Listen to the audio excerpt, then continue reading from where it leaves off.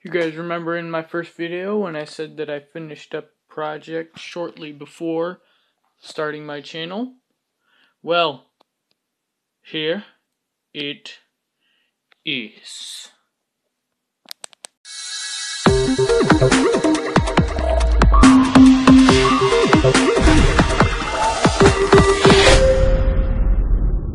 Hey, this is Schmitty! And today is the first of the builds, tips, and tricks series. Sorry, I drew a blank there. But anyway, today we are going to go over 5 stankin' big tips when building something like this. This is a wall that I created. It's supposed to be kind of a medieval wall, as you can kind of tell. And I had a blast putting it together. So I'm going to show you guys tips on how to build a wall like Trump. How to build an awesome wall. I always picture this as part of a great big castle wall. So that's what I'm thinking. If you want to make grand scale castle walls, or any wall in particular, follow these 5 simple steps. 5 simple building tips and tricks. Okay, so for the first one, if you're going to have design to it like I do, I had this design here, and this design here, and this design everywhere, then you are going to want it to be symmetrical, because most of the time stuff like this is symmetrical. You don't see, on castle walls, you don't see a whole bunch of different images most of the time. Sometimes you do, but those are weird. So yeah, what I do is I take 1/2 of the area that I'm going to fill in. In this case, it's this egg kind of wood place. And I took half of it and started placing random wood blocks everywhere. No, I filled it all in first with dark oak wood, as you can see, because that fills up all the negative space. And then I took spruce and birch wood and started placing them almost at random, but not quite. I would still move the stuff around if it looked bad or if I knew I could make it look better. And I came up with this, and it looks pretty dang good. Same thing up here. I took half of it, and I did something awesome with it. And then I just copy and paste it on the other side. No, I don't actually copy and paste it, but I look at it and copy its mirror image onto the other side. And that would be it for the first tip and or trick, whichever way you want it to be.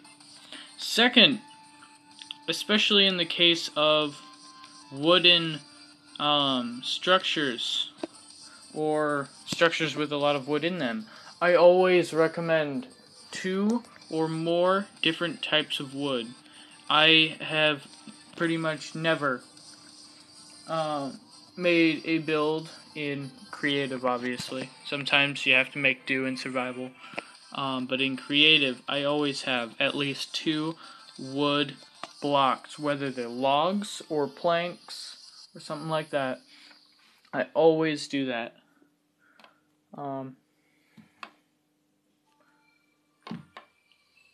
Because, like, even if it's just dark oak planks and dark oak logs, it still looks better than just plain dark oak planks. If this was just if this was all just one color right there, it would not look that good. Now it looks really good. So I always recommend that.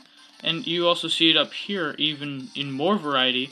I have these spruce tiny pillars that are actually holding up the roofing right here.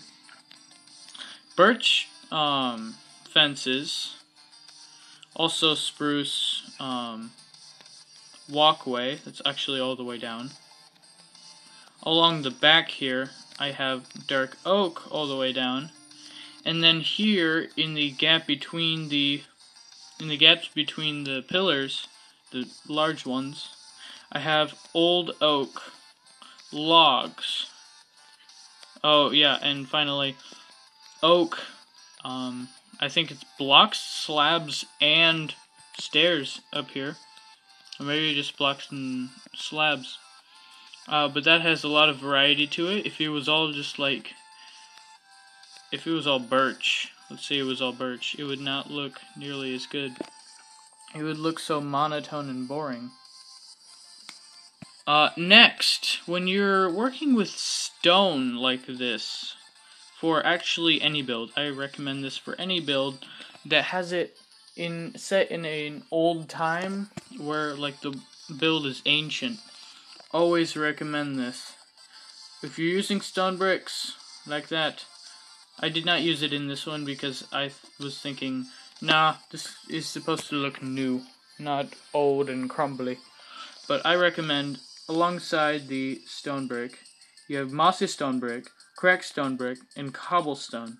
And you place those around randomly to replace the constant flow of regular stone bricks.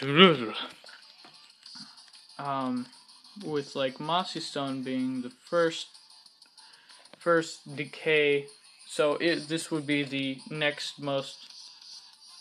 If you had to count how many of each block there was in a build, you would have stone bricks with the most, or maybe mossy stone bricks.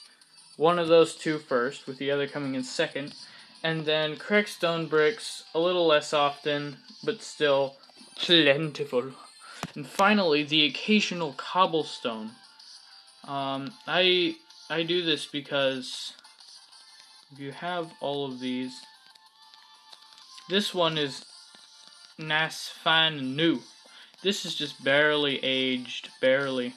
This one, it's definitely ancient, and here, it's all just crumbling. So, that's what I recommend. So, if I had the heart for it.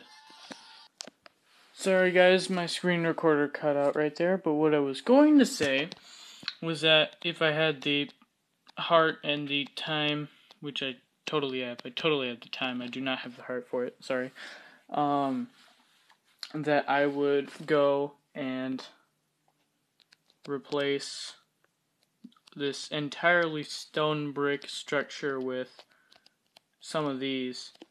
Except that I probably wouldn't, because I'm going for a newer look. And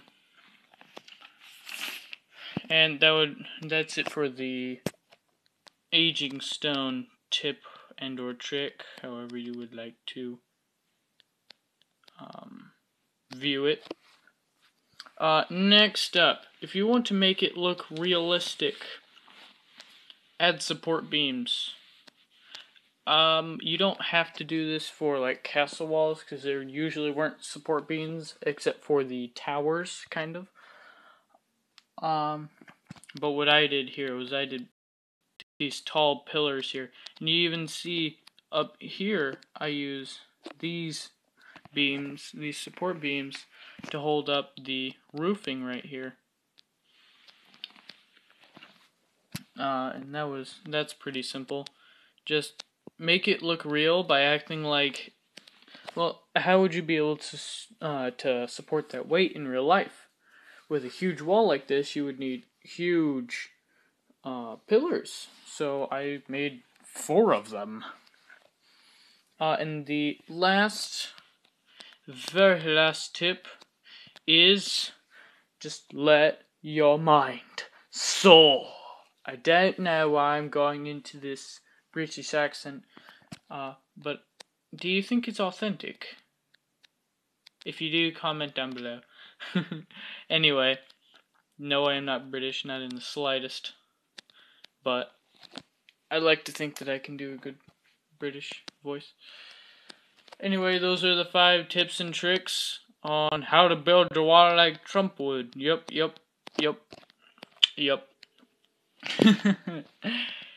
Anyway, I hope you guys liked this build tips and tricks wall version. And I am Schmitty, and peace out.